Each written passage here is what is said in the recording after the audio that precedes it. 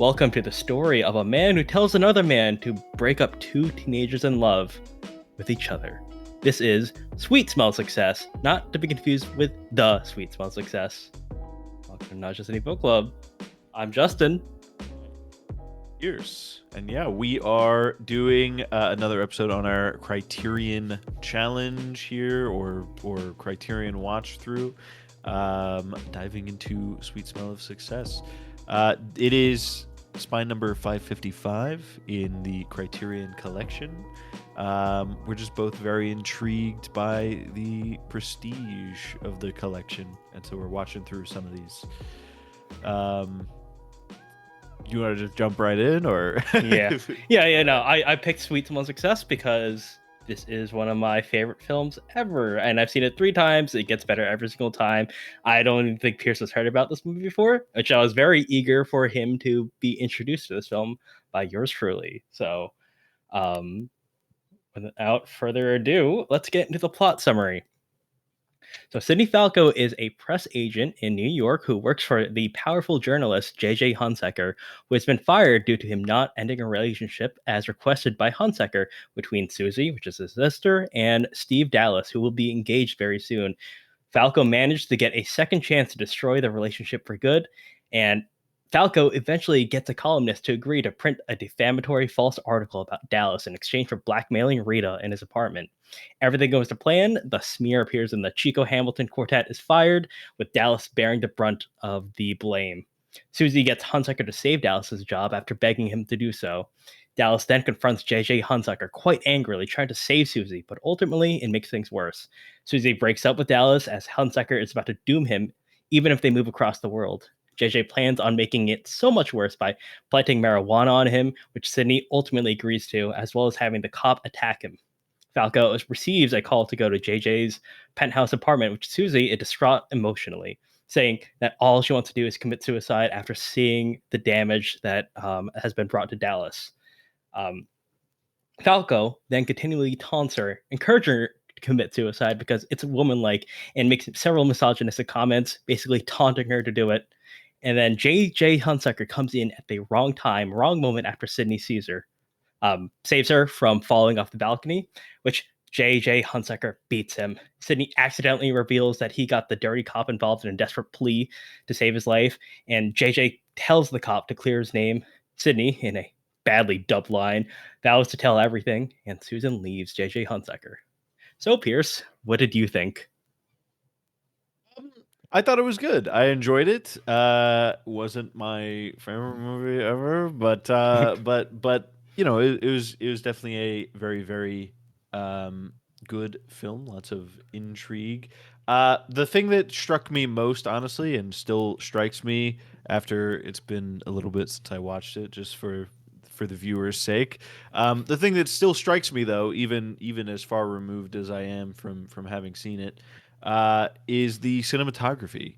The cinematography is amazing, and I think it hits you kind of in the first 10 or 15 minutes that the cinematography is excellent in this.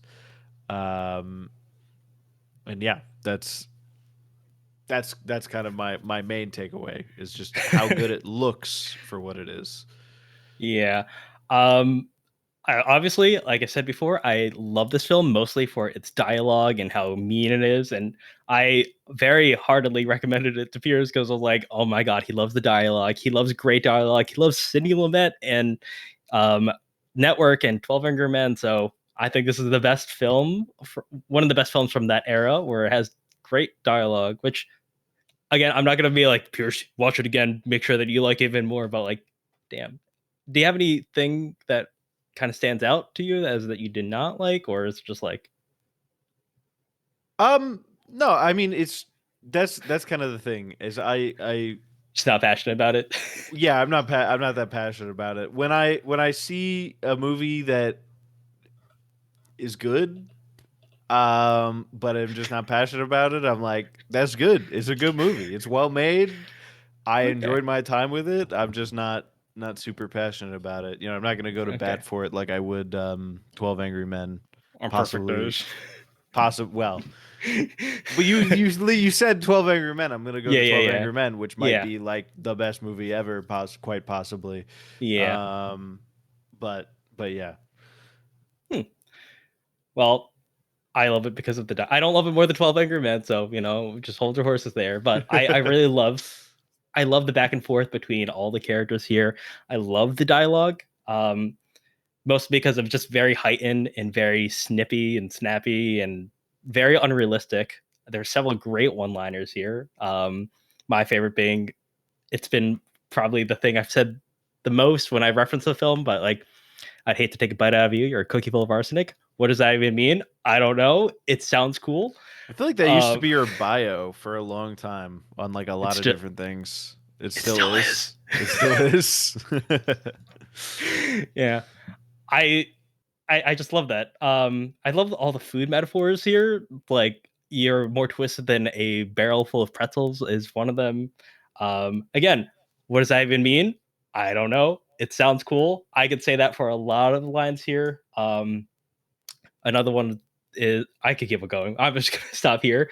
You're dead, kid. Go get yourself buried. It's just such a cool way of saying you're fired, kid. Get out of here. And what really makes this movie stand out is I'm pretty sure you're aware of the Hays Code. It was very full effective this era. What makes this movie so interesting is the fact that it has all this terrible stuff happening in the film, blackmail, um, and I'm pretty sure we can both agree on it. Incest, like the incestuous vibes between JJ Hunsecker and his sister. He's nodding along. Yeah. Yeah, it's never outright said, but it's definitely implied. Everything, every single bad thing in this film is implied.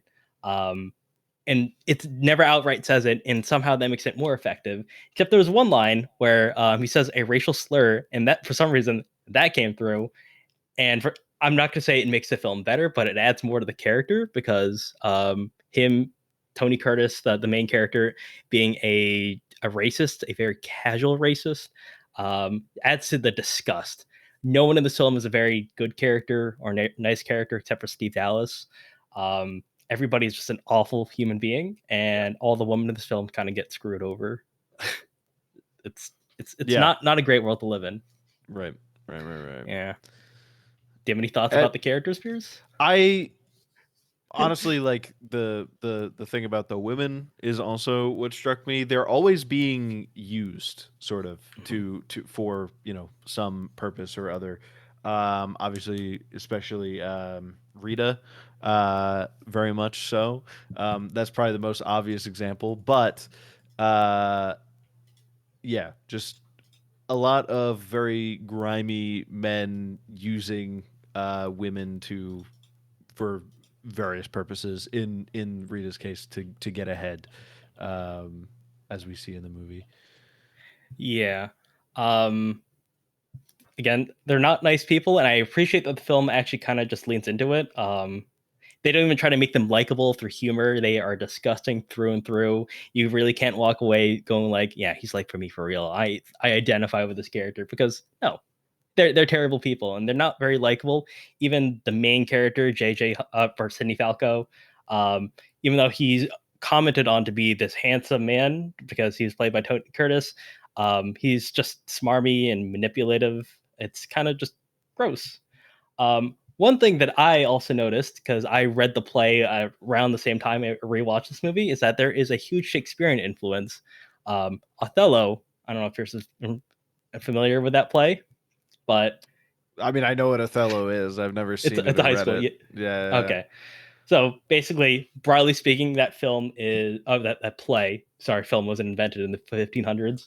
Um, that play is about a guy, Iago, who seeks to break up Othello and Desdemona by implanting some lies.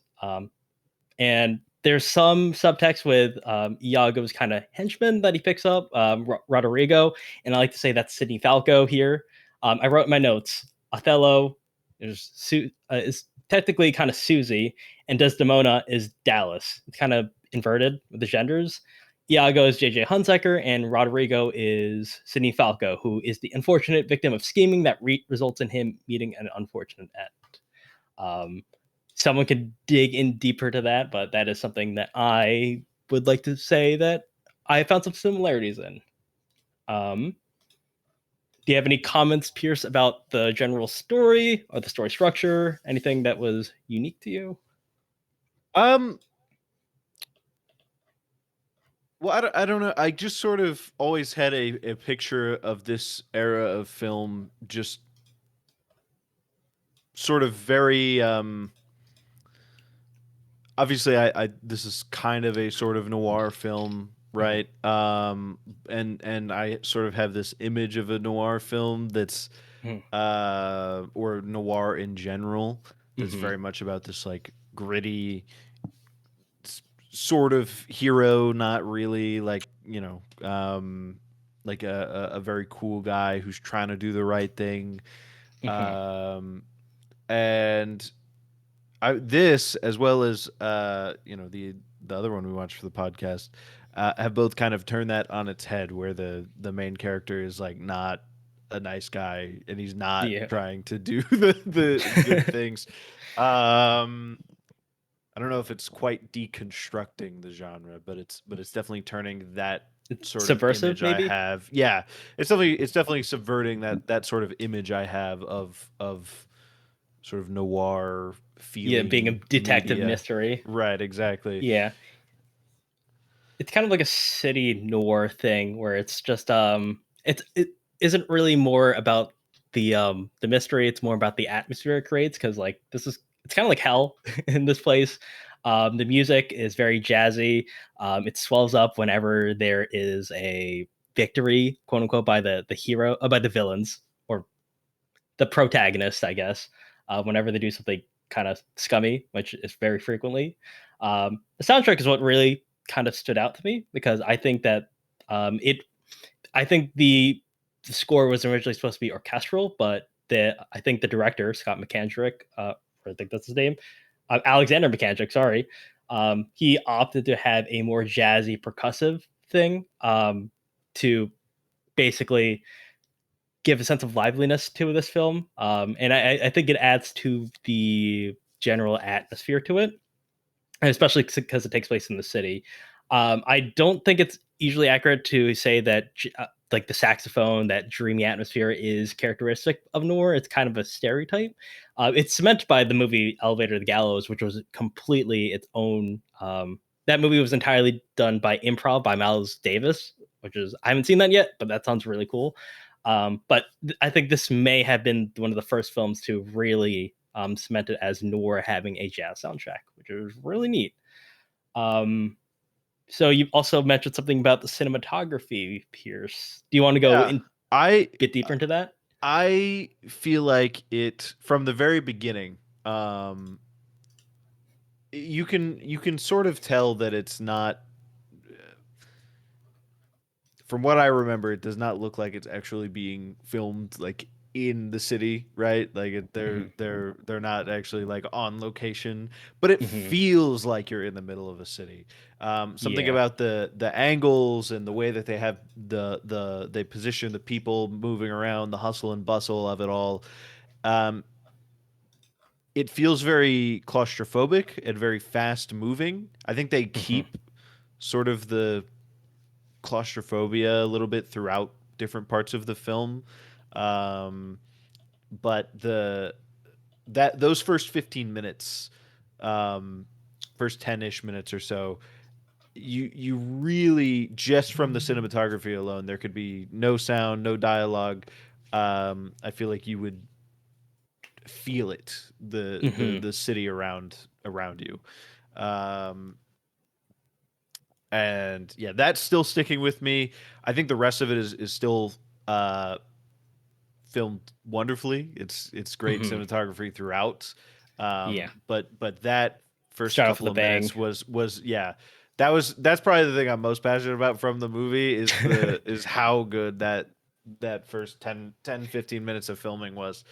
Um, but yeah. Yeah. Is that even including the opening credits and everything, where it tells you everything about that? like there's text overlaid it, and because when I you watched this before I rewatched this, and you were commenting on the cinematography about it being so cool.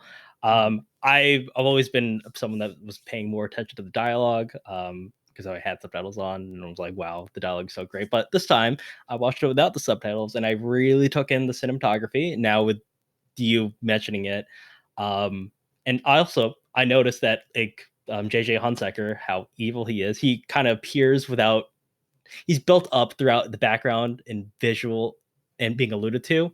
You see his face on a Yeah. billboard and on a truck that's passing by. It's really neat. And When I was watching this, I just I was immediately struck by. Now, obviously, I have not seen a massive amount of black and white films. I've seen some. I would say probably more than most people have, because a lot of yeah, people have not seen that many at all. But I've not seen a ton. But what was striking about this to me is that when I sit down to watch a black and white movie, I feel like a lot of, at least the there's a lot of critically acclaimed ones that the mhm, cinematography is great, but a lot of them, um, it's great in sort of stills. It still feels sort of very still, and I know they took a lot from plays in early filmmaking.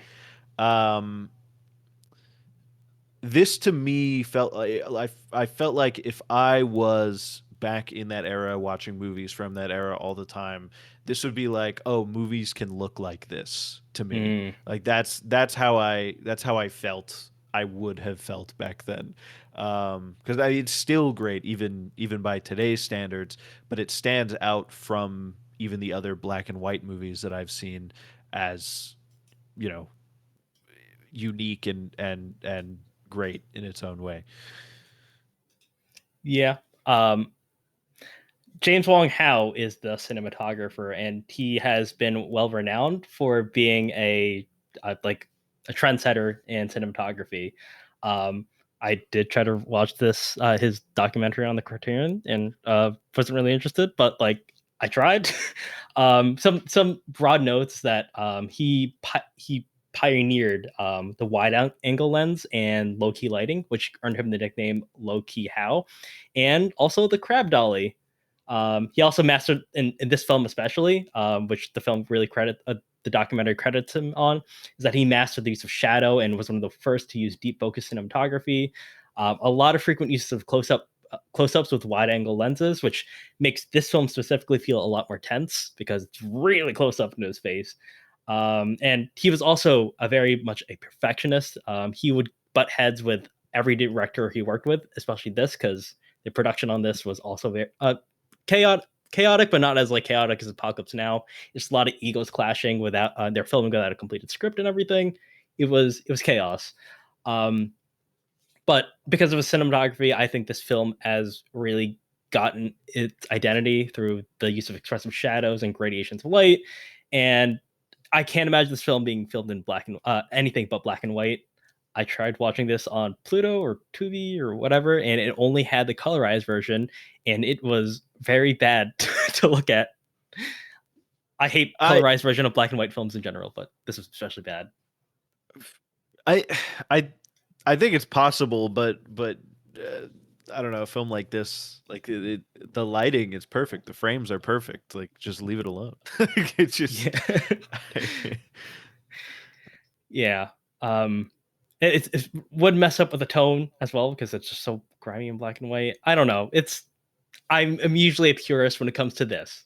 Yeah. Don't mess with perfection. I I think that there was, yeah, throughout the movie, it just felt like something I hadn't seen before in black and white films.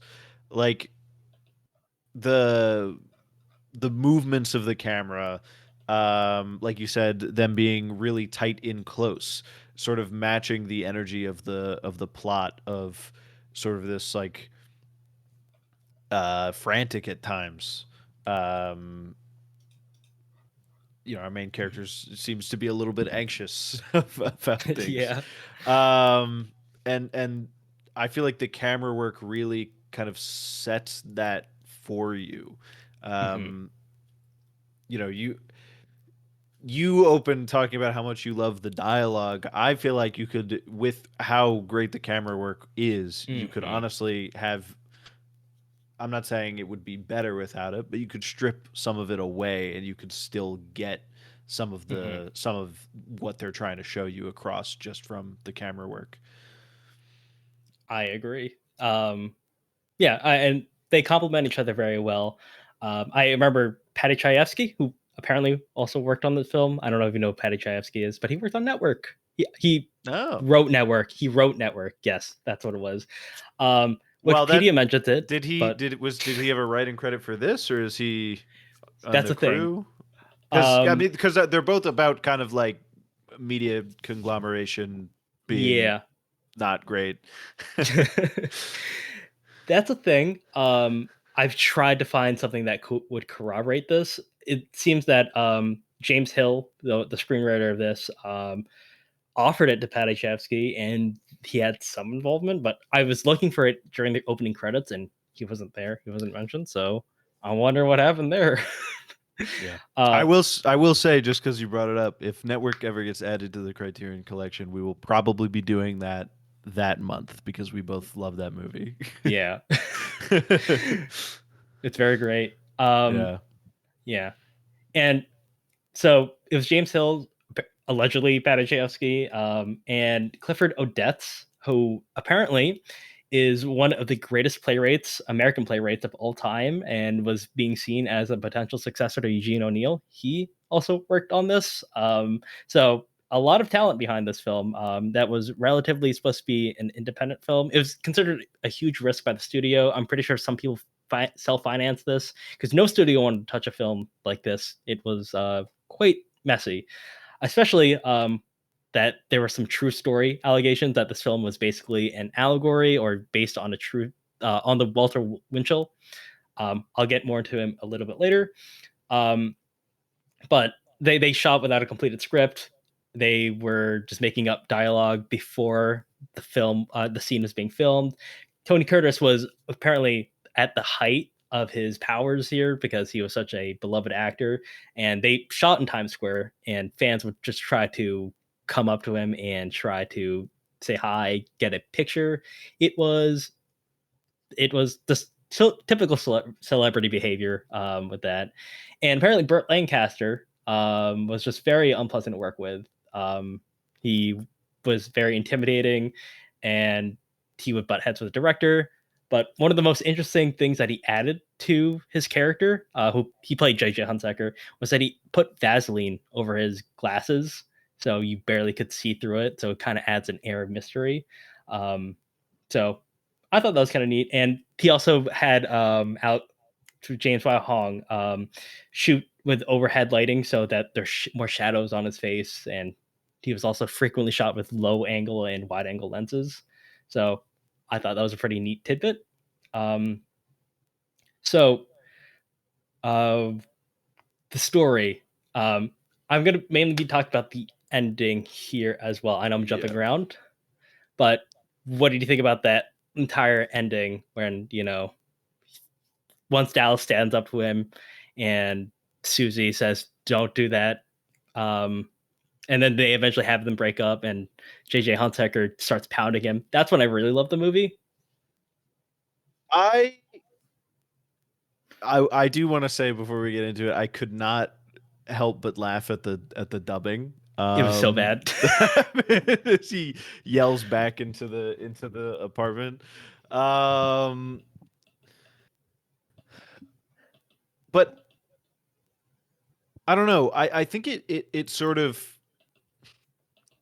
when I was watching it, the thing that I was mostly sort of brought in by was that, like, we are sort of just watching one story of all of Mhm. this corrupt stuff going on. The whole movie feels very grimy, compared Yeah, to like old Hollywood, yeah. and old black and white films. Which is why this movie bombed at the box office. And so it's very like the thing that I was struck by is like, yeah, we're seeing even the people who sort of win at the end here give up a lot in this sort of Mhm. victory over one another. Um, but we're just seeing like this small group's stories, and the system is still kind of in place, right? Like this, Mhm. all of this corruption is still just going Yeah, it's a very to minor happen, victory. Yeah, right? Yeah. Um, so I don't almost a know. downer. That yeah, and that is kind of what I was struck by. As much as you know the actual climactic events of the beating and you know him giving up the information to sort of save himself and get out of there. Sydney doing that. Um, the information about the cop, all Yeah. that, right? As much as that climax is great, it also feels very much like a downer. Like nothing is really changing in the grand scheme of things. Mhm. Like you know, nobody really wins in this. Everybody's destroyed in one way or another. Yeah. Um, yeah,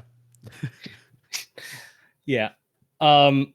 It which is surprising because not many films would end on a downer. I mean, we also watched The Third Man, which kind of ends on a downer-ish, but it's like a very bittersweet ending.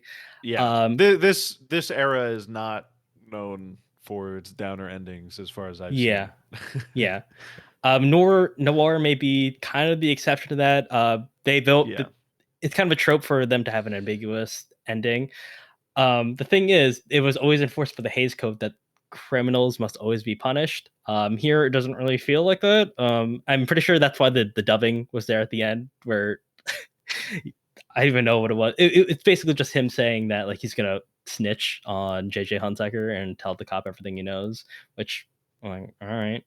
Um, it feels a little bit out of character as well, but I feel like that had to be the studio mandate. Probably in another world, where we didn't have the Hays Code during this time, we could have gotten a better ending, but alas, that did not happen. Um, but I thought that I really love this movie until the third act hit, and I super love this movie. Um, it's one I something that we're kind of skipping out on because it's not the most interesting part of the movie, but now it struck out to me was Susie, the character, and her relationship with Dallas. Which my first two times watching it, I just kind of assumed that it was the director intentionally playing the melodrama up and kind of skipping out on the story of these two characters because they're kind of bland, kind of boring. But on this time watching it, I kind of noticed that Dallas was a lot more resilient. He was probably the only character that was able to stand up to JJ Hunsecker and really put him in his place and tell him something that he has never heard before. And obviously, it didn't end well for him, but it was a nice moral victory. But Susie, which I always thought was the weakest character, which still may be the case, but here you kind of see that she does struggle with the abuse, the implied abuse of just like emotional, and she's very much controlled by JJ Hunsecker. Whatever she tries to do, it has to be run through JJ Hunsecker. Even at the beginning, when Sydney does try to break them up again, Sydney is in the limo. I was like, "Hey, you got to talk to your brother. He's my best friend," even though they don't seem very good on very good terms there. Um, she she's static until the very end, especially when she's silent.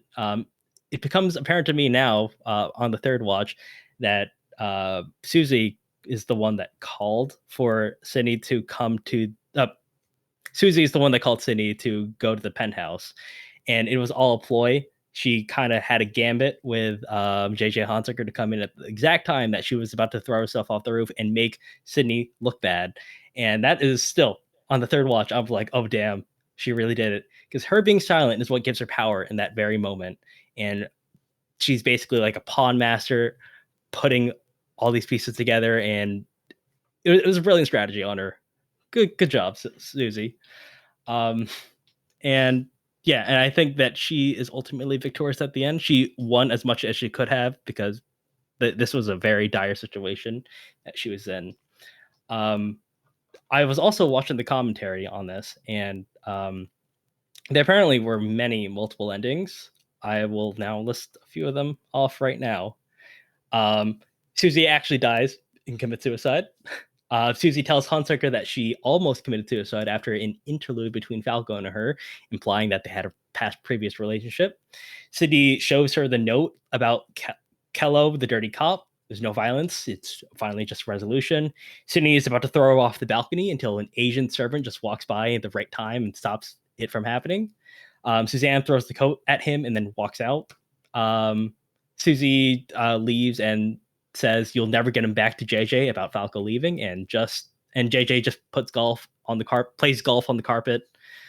Sidney leaves and confronts JJ about how she'd rather be dead than stay here for another hour. Another one is that Sidney leaves. Cross-cut between the penthouse and the street below with some events happening as they go down an elevator. Susie throws him the coat and leaves JJ.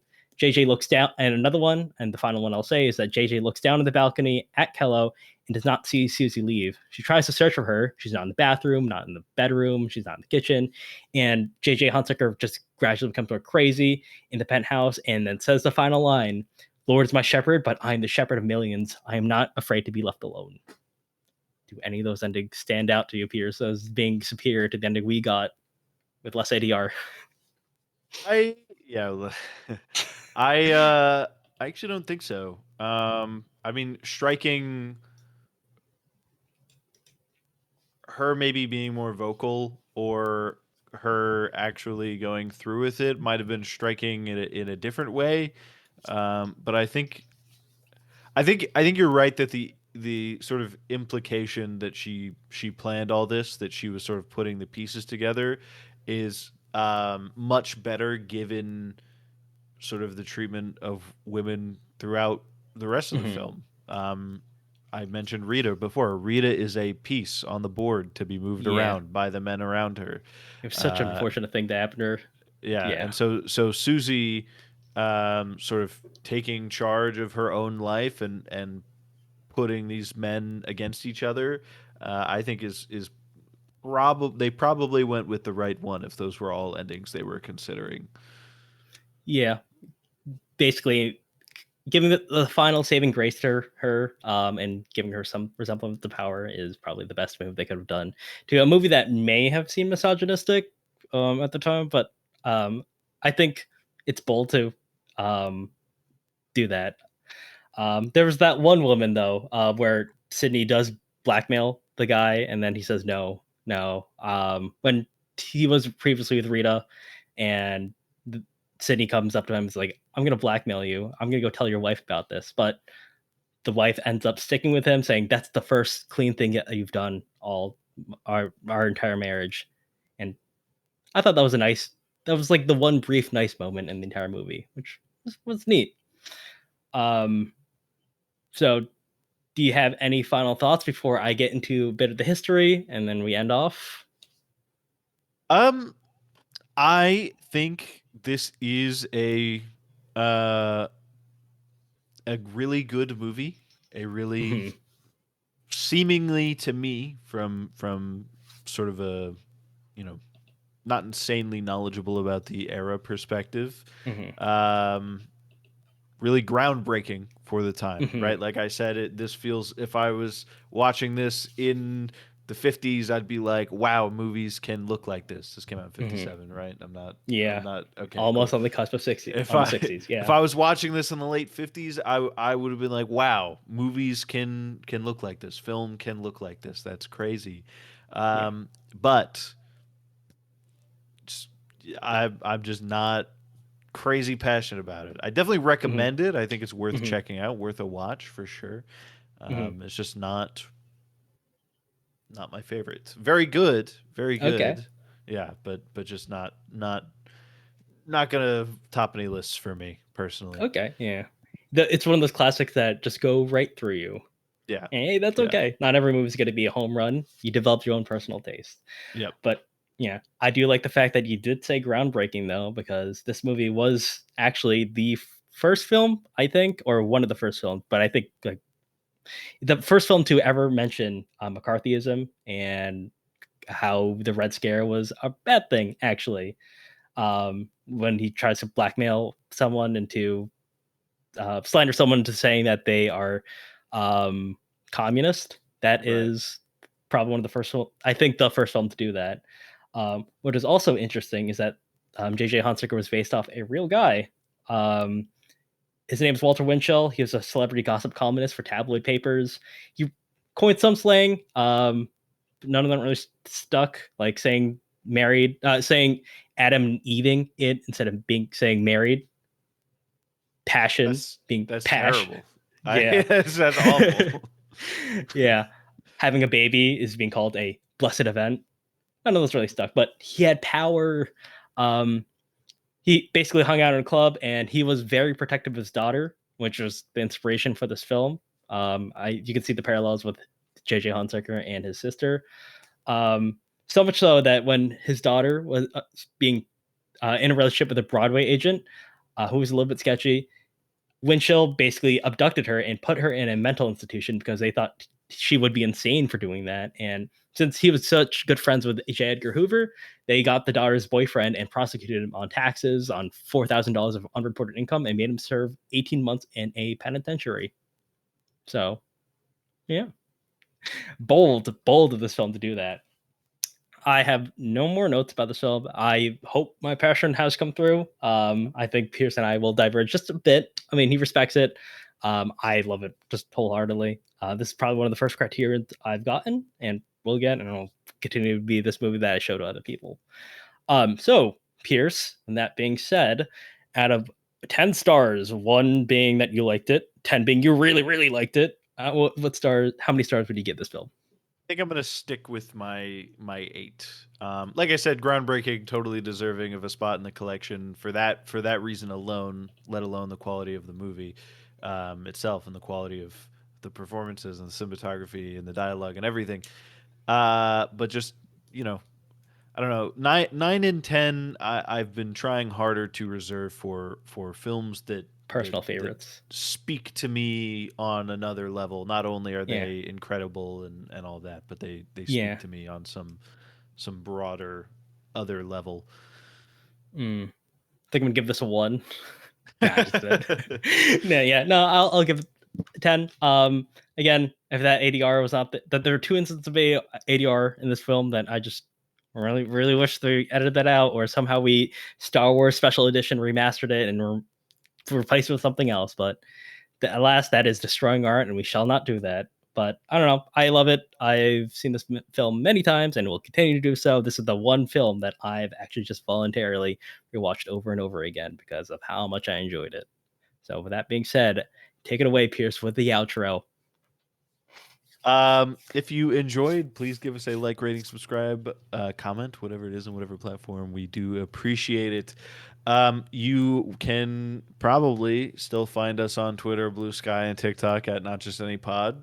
I don't know how many posts you'll find, but you can find us there. We occasionally post. And we've been moving some things around, but the next film on the docket is Fear and oh Loathing in man, Las Fear and Vegas. Loathing, Fear and Loathing. I was like Las Vegas, Las Vegas, Las Vegas, Fear and Loathing in Las Vegas. And the next book is Berlin Alexanderplatz, one of the most important novels to come out of Weimar, Germany. So yeah, we're very excited for both of those. I think that's about it. Goodbye, Prometheus.